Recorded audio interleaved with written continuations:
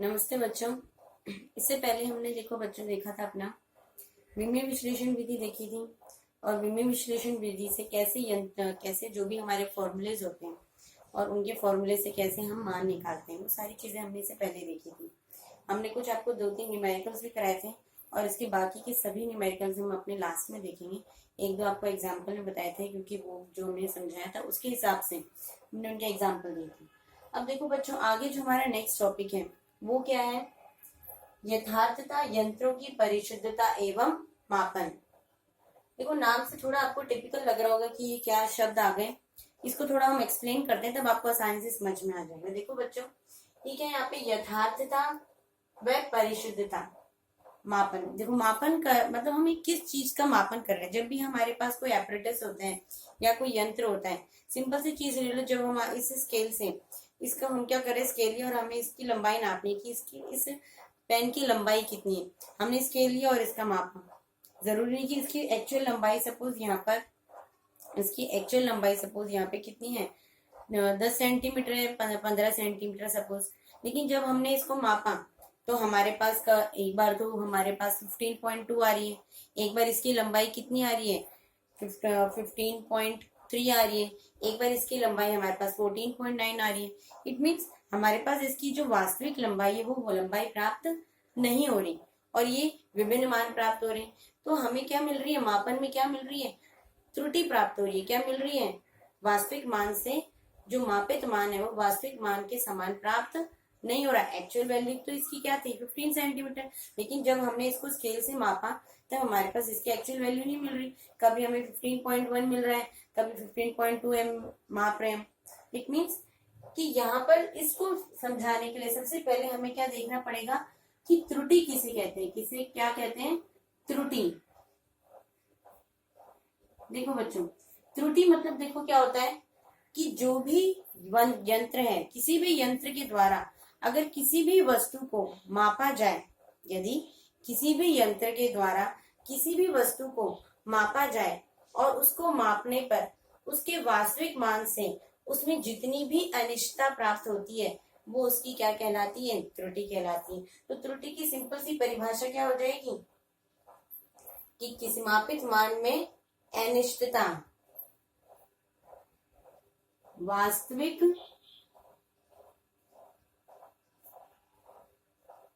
मान में अनिश्चितता ही क्या कहलाती है, त्रुटि कहलाती है। कि जो भी हमारे पास वास्तविक मान है उसको मापने पर, किसी उस यंत्र द्वारा किसी भी वस्तु को मापने पर उसकी वास्तविक मान में जितनी भी अनिश्चितता प्राप्त हो रही है वो क्या कहलाती है, उसकी त्रुटि कहलाती है। क्या कहलाती है, एरर कहलाती है। इसको इंग्लिश में हम क्या बोलेंगे, एरर। क्लियर? यहाँ इसमें इतनी एरर आ रही है। क्लियर?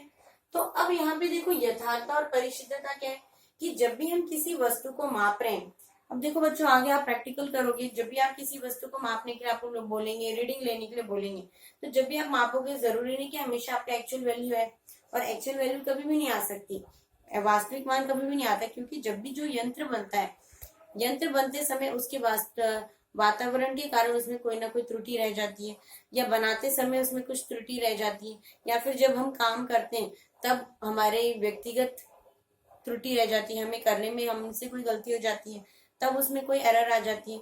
इट मीन्स वास्तविक मान तो कभी प्राप्त नहीं हो सकता, हमेशा वास्तविक मान से थोड़ा बहुत आगे पीछे ही प्राप्त होता है। क्लियर? तो उसको मापने के लिए देखो, मापित मान को मापने के लिए यंत्र द्वारा ये दो चीजें इंपॉर्टेंट होती हैं, एक तो है आपका यथार्थता और एक परिशुद्धता। तो बच्चों, यथार्थता किसे कहते हैं? यथार्थ आपको पता है, कोई चीज कितनी यथार्थ है, कितनी सही है। तो यथार्थता तो क्या हो जाएगा, किसी भी मान को मापने के लिए यंत्र द्वारा, मापित यंत्र द्वारा मापने के लिए कोई भी मान कितना यथार्थ है, या यथार्थ मान वह मान होता है, या यथार्थता वह मान है जो यह बताता है, या जिससे हमें ये ज्ञात होता है कि ये जो मान है वो अपने वास्तविक मान से कितना कम है, कितना अधिक है, ये अपने वास्तविक मान से कि कितना निकट है। और ये हमें जिससे पता चलता है वो उसकी क्या कहलाती है, यथार्थता कहलाती है। तो यथार्थता की अगर हमें परिभाषा देनी हो तो यथार्थता की क्या होगी परिभाषा?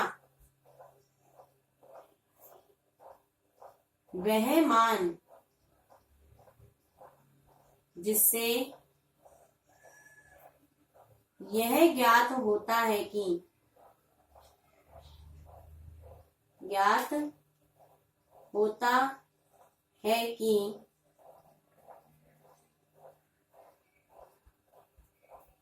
कोई मापित मान वास्तविक मान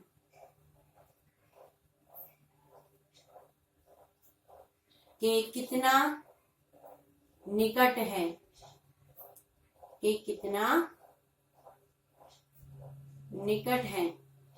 क्लियर? यथार्थता को हम क्या कहेंगे?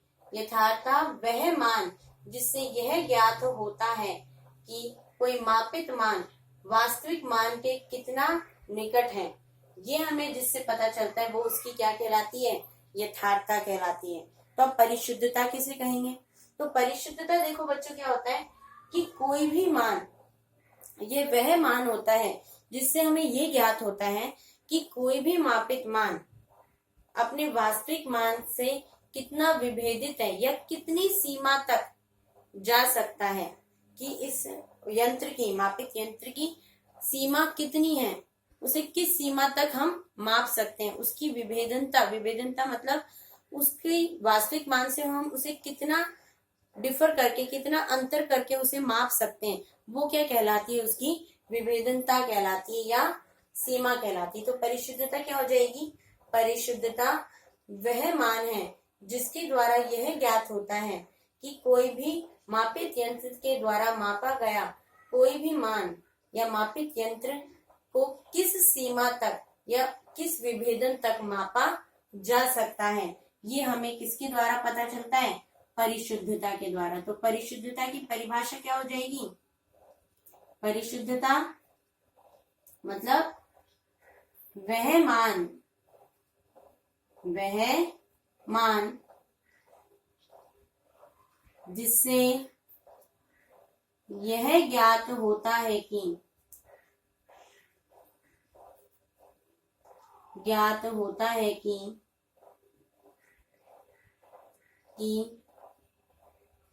किसी यंत्र को किस विभेदन या सीमा तक मापा जा सकता है।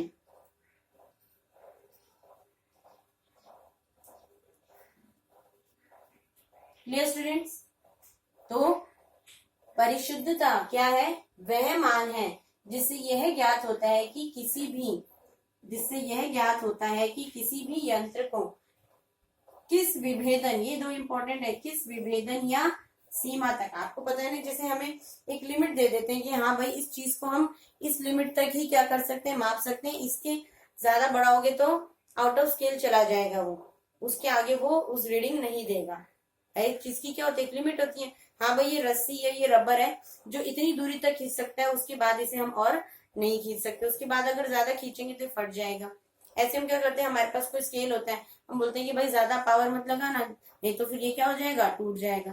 तो उसकी क्या है? निश्चित सीमा है। उसी तरह से इसकी क्या एक निश्चित सीमा है कि किस यंत्र को किस सीमा तक मापा जा सकता है या किस विभेदन तक मापा जा सकता है, वो क्या कहलाती है? उसकी परिशुद्धता कहलाती है। अब देखो बच्चों, इसको एग्जाम्पल द्वारा हम देखते हैं। जैसे हमारे पास ये वैल्यू है 3.678, ये क्या है? उसका वास्तविक मान है। ये क्या है? वास्तविक मान।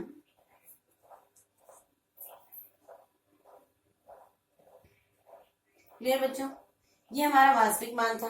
अब जब हमने 78 सेंटीमीटर, ये वास्तविक मान था, हमने किसी भी छोटी सी रस्सी को या छोटी सी रॉड को हमने क्या करा? मापा, तो हमारे पास ये वास्तविक मान आया, वास्तविक मान था। लेकिन जब हमने उसको मापा तो उसका मापित मान कितना आया?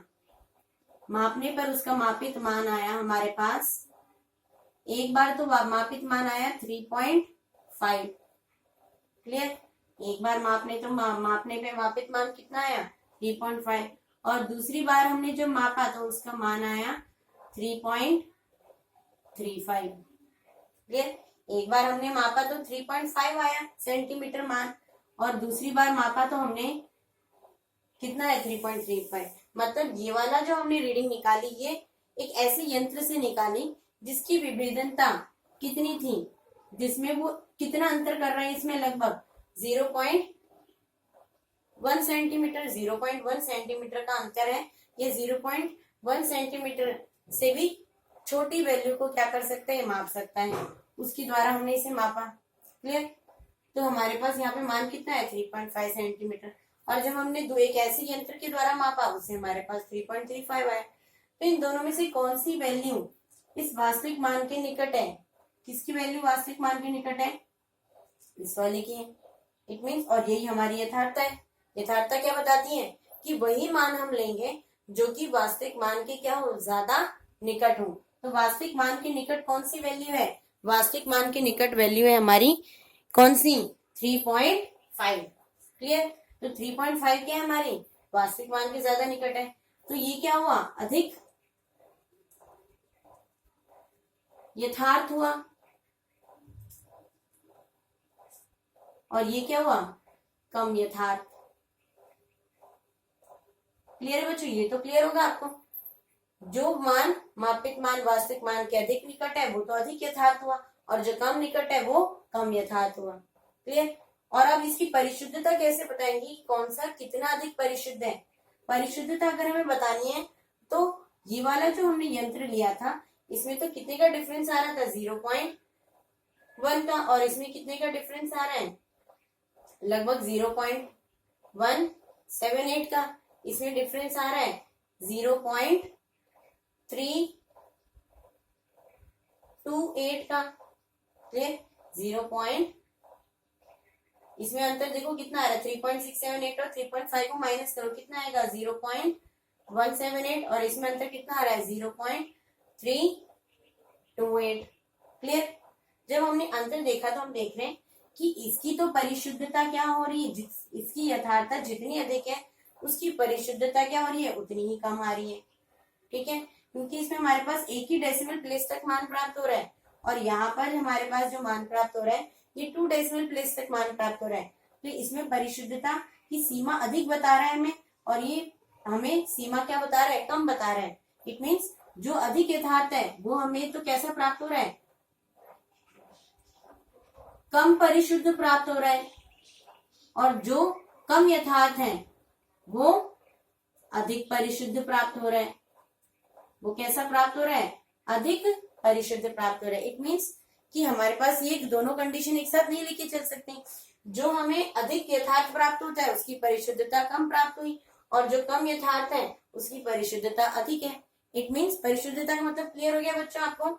यहाँ पे हमें वैल्यू जो मिली थी वो 1 डेसिमल प्लेस तक मिली थी, कि हमें ये इतनी लिमिट तक ही वैल्यू दे रहा है। यहाँ पे वैल्यू जो हमें दे रहा है वो 2 डेसिमल प्लेस तक दे रहा है, तो इसकी ये अधिक लिमिट तक वैल्यू दे रहा है, छोटी से छोटी सीमा तक दे रहा है। इट मीन्स कि ये तो अधिक परिशुद्ध प्राप्त हो रहा है और कम परिशुद्ध प्राप्त हो रहा है। इट मीन्स कि ऐसी स्थिति में जब भी हम मान लेंगे तो कैसे मान लेंगे, सन्निकट मान लिए जाते हैं। इसलिए कैसे मान लिए जाते हैं, सन्निकट मान। कैसे मान लिए जाते हैं, सन्निकट, अप्रोक्सीमेट वैल्यू ली जाती है। कैसी वैल्यू ली जाती है, अप्रोक्सीमेट वैल्यू। क्लियर। आगे बात समझ में। इसलिए हम कैसी वैल्यू लेते हैं, अप्रोक्सीमेट वैल्यू लेते हैं, सन्निकट मान लेके चलते हैं। क्यों लेते हैं, क्योंकि यथार्थता और परिशुद्धता हमें एक साथ अधिक व कम प्राप्त नहीं हो पाती, तो ऐसी स्थिति में हम सन्निकट मान लेके चलते हैं। क्लियर। तो ऐसे भी क्वेश्चन कभी कभी पूछे जा सकते हैं, यथार्थता और परिशुद्धता से आप क्या समझते हैं। क्लियर। तो यह है आपका यथार्थता और परिशुद्धता। अब इसी के आधार पर यह बताया गया कि त्रुटि को हम अलग अलग भागों में, या त्रुटियां अलग अलग प्रकार की होती है और इन्हें विभिन्न प्रकार में क्या कर सकते हैं, हम बांटा जा सकता है। क्लियर। तो त्रुटि को 2 भागों में बांटा गया मेनली। तो त्रुटि को कितने भागों में बांटा गया, 2 भागों में। कौन से 2 भाग हैं आपके त्रुटि के, एक तो क्रमबद्ध त्रुटि और दूसरी है यादृच्छिक त्रुटि। कौन सी दो त्रुटि है? क्रमबद्ध त्रुटि और यादृच्छिक त्रुटि। क्रमबद्ध तो क्या आपकी series wise, level by level, और यादृच्छिक को देखो हम क्या बोलते हैं? रैंडम। रैंडम मतलब कभी भी अचानक से बीच में, जैसे आपके पास बहुत सारी बॉल है, एक बॉक्स में आपके पास बहुत सारी बॉल है, तो आपने कभी भी ऐसे बीच में से कोई सी भी बॉल उठा ली, ठीक है, तो आपने क्या करा? अपनी इच्छा से कोई सी भी बॉल आपने उठा ली, तो वो क्या हो जाएगा? रैंडम, यादृच्छिक क्या होगा? आपका चुनाव होगा। लेकिन जब आपके पास एक तरह से बॉल लाइन में लगी हुई है, तो आपने अपने क्रम वाइज कि पहले आपने पहली बॉल ली, फिर दूसरी बॉल उठाई, फिर तीसरी बॉल, इट मीन्स आपका जो चुनाव है कैसा था? क्रमबद्ध था, या कलर वाइज आप चुन रहे हो बॉल्स को। क्लियर? तो ये क्या है आपका? इस तरह से त्रुटियों को भी दो भागों में विभाजित किया गया, एक तो क्रमबद्ध त्रुटि और दूसरा यादृच्छिक त्रुटि। क्लियर है बच्चों? तो इस क्रमबद्ध त्रुटि और यादृच्छिक त्रुटि को भी बाकी अन्य भागों में बांटा गया। अब हम सबसे पहले देखते हैं क्रमबद्ध त्रुटि। अब क्रमबद्ध त्रुटि में, या क्रमबद्ध त्रुटि किसे कहते हैं, ये देखते हैं हम सबसे पहले। क्रमबद्ध त्रुटियां, देखो बच्चों क्या होती है क्रमबद्ध त्रुटियां? क्रमबद्ध त्रुटियां वह त्रुटियां होती हैं जो एक ही दिशा में होती हैं, या तो ऋणात्मक दिशा में होगी या धनात्मक दिशा। अभी तो बोला सीरीज कैसे होगी? या तो आपने इधर से बॉल उठा रहे हो, फिर दूसरी बॉल भी आपने उसके बाद ही उठाई, तीसरी बॉल भी उसके बाद वाली उठाई, यानी कि एक बार आगे से उठा ली, एक बार पीछे से उठा ली, तो ये सीरीज होगा। ये क्रम होगा क्या? नहीं, क्रम आपने तोड़ दिया। तो क्रम तभी होगा जब त्रुटियां कैसी होंगी आपकी? एक ही दिशा में होंगी, या तो पॉजिटिव होगी या नेगेटिव होगी। क्लियर? तो क्रमबद्ध त्रुटि वह त्रुटियां होती हैं जो कि कैसी होती हैं? एक ही दिशा में। कैसी होती है? एक ही दिशा में होंगी, या तो धनात्मक या ऋणात्मक। वे त्रुटियां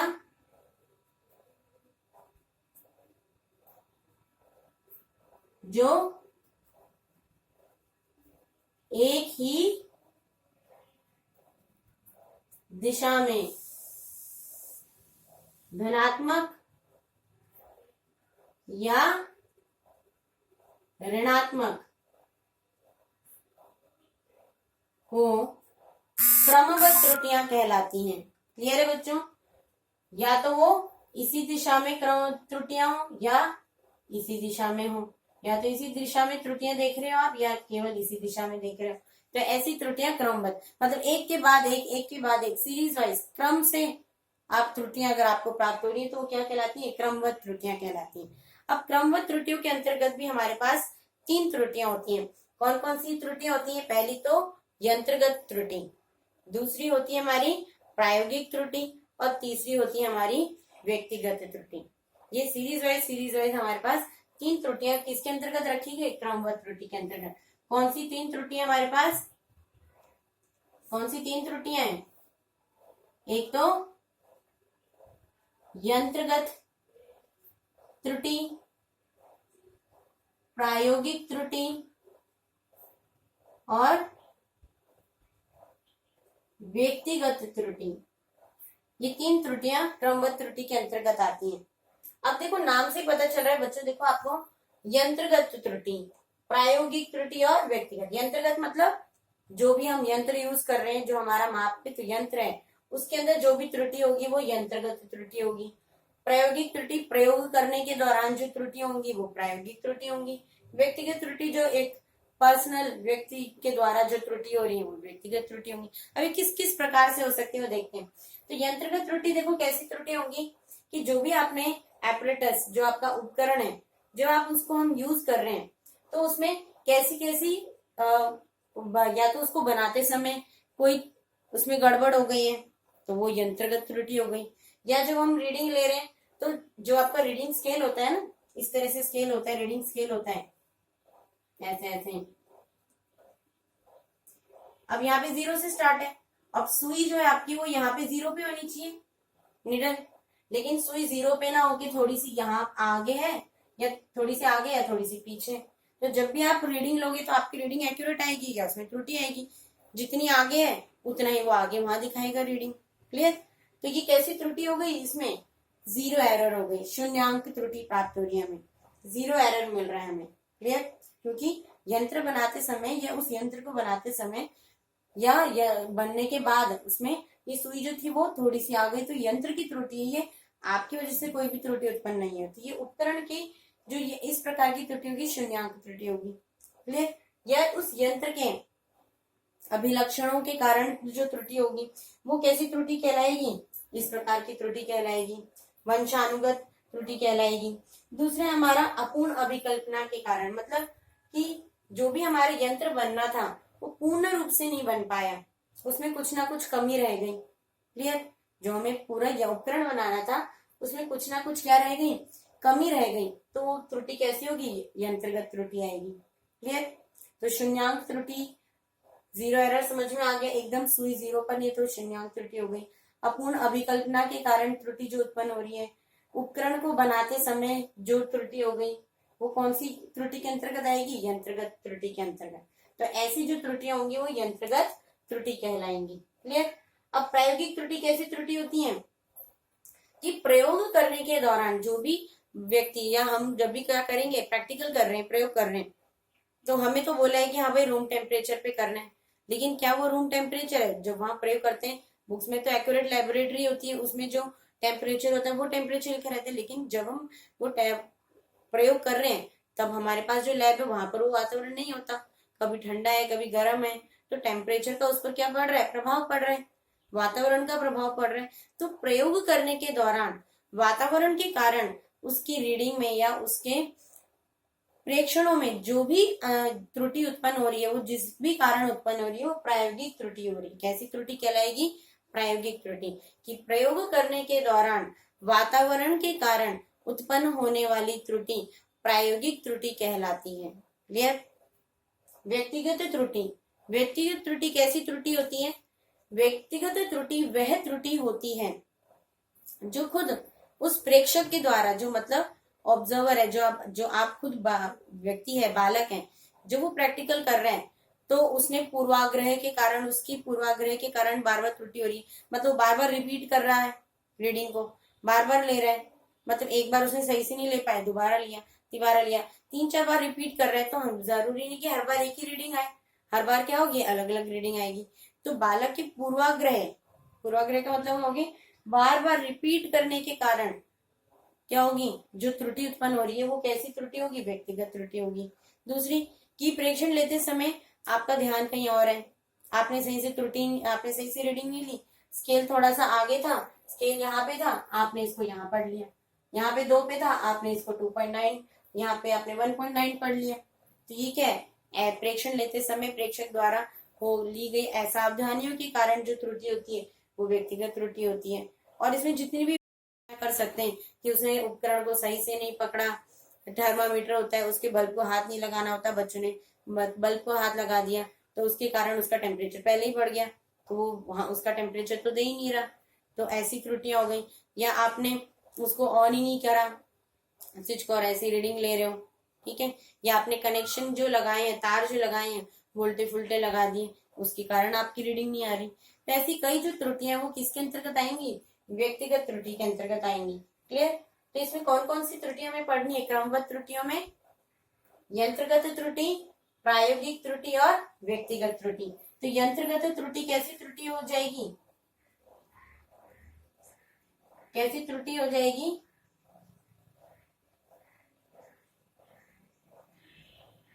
प्रायोगिक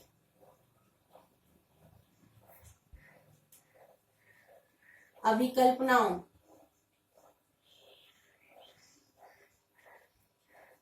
में अपूर्णता के कारण या शून्यांक त्रुटि के कारण जो भी त्रुटियां उत्पन्न होंगी वो यंत्रगत त्रुटि के अंतर्गत आएंगी। क्लियर? दूसरी त्रुटि हो गई हमारी प्रायोगिक त्रुटि। प्रयोग के दौरान वातावरण के कारण, वरण के कारण उत्पन्न त्रुटि प्रायोगिक त्रुटि कहलाती है। क्लियर? और व्यक्तिगत त्रुटि कैसी त्रुटि हो जाएगी? प्रेक्षक की असावधानी,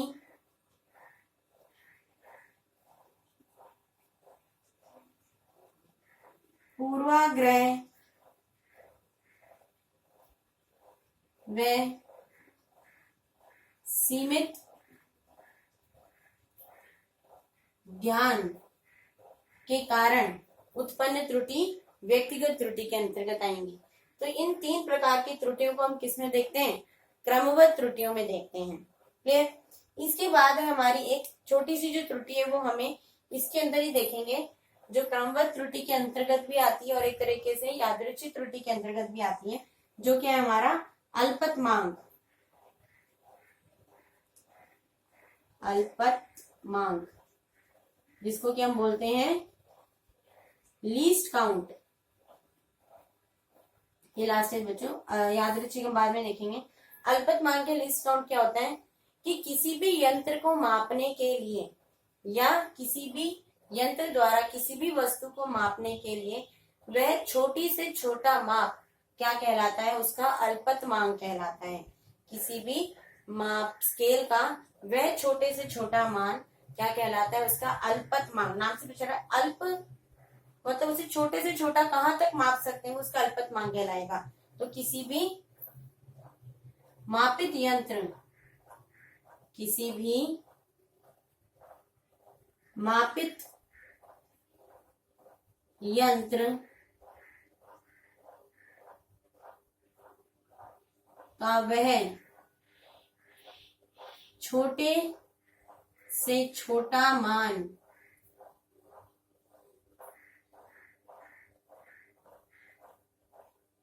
जिसके द्वारा यथार्थता व परिशुद्धता का ज्ञान होता है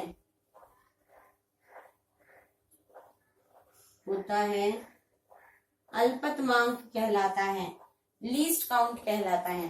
क्लियर? जैसे आप पढ़ोगे इसमें वर्नियर स्केल पढ़ोगे, वर्नियर स्केल, वर्नियर कैलिपर का उसका वर्नियर स्केल का लीस्ट काउंट कितना होता है? 0.01 सेंटीमीटर। गोलाई मापी का होता है 0.01।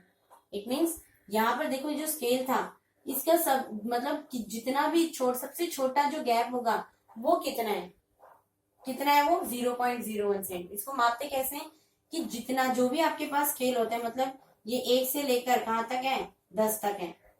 क्लियर? और यहाँ पर इतने इतने खाने बने हुए हैं, 2 है, 3 है, 4 इस तरह से। और इसके बीच में कितने गैप दे रखे हैं? 5 दे रखे हैं। 1 2 3 4 5 दे रखे हैं। कि कितने खाने आपके पास? 1 से 10 तक के तो खाने में कितने हुए? 10 खाने हुए, 10 डिवीजन हुए। और प्रत्येक खानों के बीच कितनी संख्याएं हैं? 5 है। ठीक है, तो नंबर ऑफ डिविजन कितने हो गए? 10। और अधिकतम मान कहां से कहां तक थे? 10 तक थे। तो ऐसे करते हैं, टोटल मान 10 और खानों की संख्या 10, तो इसका अल्पतमांक कितना हो गया? 1। मतलब एक खाने को आप सुई जब एक खाने पे होगी तो आप उसे 1 ही पढ़ोगे। अगर दूसरे खाने पे होगी तो 2 into 1 2, 3 into 1 2, इस तरह से। कभी कभी बीच में 5 का गैप नहीं होता, आपके पास 10 का गैप होगा, तब आप एक एक को क्या करोगे?